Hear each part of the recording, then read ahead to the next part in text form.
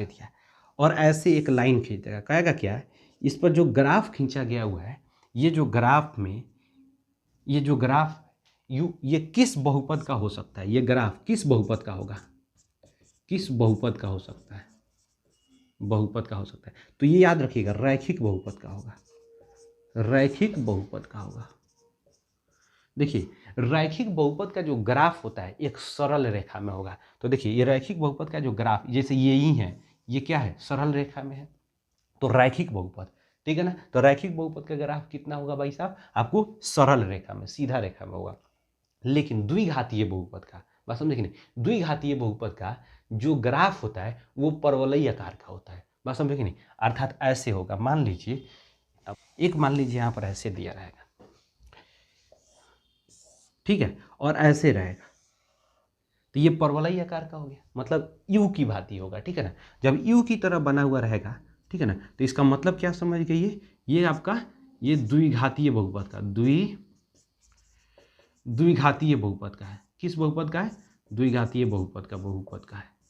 अब देखिए इसमें दो क्वेश्चंस पूछता है, क्या ध्यान से देखिएगा। यदि ये भाई साहब ऊपर की तरफ होगा, ये जो होगा यू ऊपर की तरफ होगा, यू ऊपर की तरफ होगा, इसका मतलब यहाँ पर एक्स स्क्वायर का गुणांक क्या होगा, धनात्मक होगा। जैसे ध्यान दीजिएगा, मान लीजिए कि यहाँ पर ग्राफ में यू बना, तो ये द्विघातीय बहुपद हो गया। तो द्विघातीय बहुपद का व्यापक रूप क्या होता है, जो बच्चे पढ़े होंगे भाई साहब 9th में भी, और हम कॉन्सेप्ट पढ़ाए हैं, बहुत अच्छे से समझ गए होंगे। द्विघातीय बहुपद का व्यापक रूप क्या होता है, ax² plus bx plus c, ठीक है, यही ना होता है इसका व्यापक रूप। अब बताइए, तो यानी यही x² का जो गुणांक होगा, यदि भाई साहब धनात्मक होगा, तो जो परवलयी यानी u जो होगा ये ऊपर की तरफ, इसका मुंह जो होगा ऊपर की तरफ होगा। लेकिन अगर भाई साहब इसका मान अगर ऋणात्मक, जैसे मान लीजिए -2 रहेगा, -4 -6 रहेगा, इस तरह कुछ भी रहेगा, ठीक है ना, अगर ऋणात्मक होगा तो ये u ऐसे हो जाएगा, ये नीचे की तरफ हो जाएगा, ठीक है।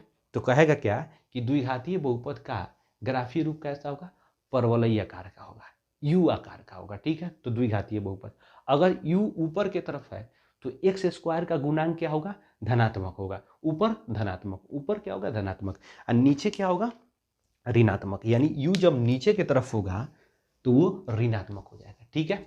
तो अब देखिए एग्जाम में क्वेश्चंस कैसे पूछेगा कि रैखिक बहुपद का ग्राफीय रूप कैसा होगा, सरल रेखा में होगा। ग्राफ कैसा होगा, सरल रेखा में होगा। द्विघातीय बहुपद का ग्राफ कैसा होगा, परवलयी यानी यू आकार का होगा। बिल्कुल बवाल तरीका से समझ गया, दिमाग में चिपका, ठीक है ना। अब एक और बात प्यार से समझिएगा, बहुत ही आराम से देखिए, कभी कभी क्वेश्चन पूछता है कि द्विघातीय बहुपद का शून्यकों का संख्या कितना होगा, तो जितना घात होगा बहुपद का उतना उसका शून्यक होगा।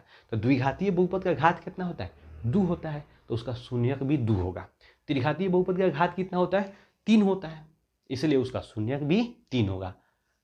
अगर कहेगा चतुर्घातीय बहुपद का शून्यक कितना होगा, तो चतुर्घातीय बहुपद का घात कितना होगा, 4 होगा, इसीलिए उसका शून्यक भी कितना होगा, उसका शून्यक भाई साहब हमेशा 4 होगा, ठीक है ना। अधिकतम 4 होगा, कम से कम 1 भी हो सकता है, बस अब देख नहीं। तो अधिकतम शून्यकों का संख्या जो होता है उसके घात के बराबर होता है, बहुपद के घात के बराबर अधिकतम शून्यकों का संख्या होता है। यदि बहुपद का घात मान लीजिए 100 रहेगा तो उसके शून्यकों का संख्या अधिकतम कितना हो सकता है, 100 हो सकता है। बिल्कुल समझ आ गया।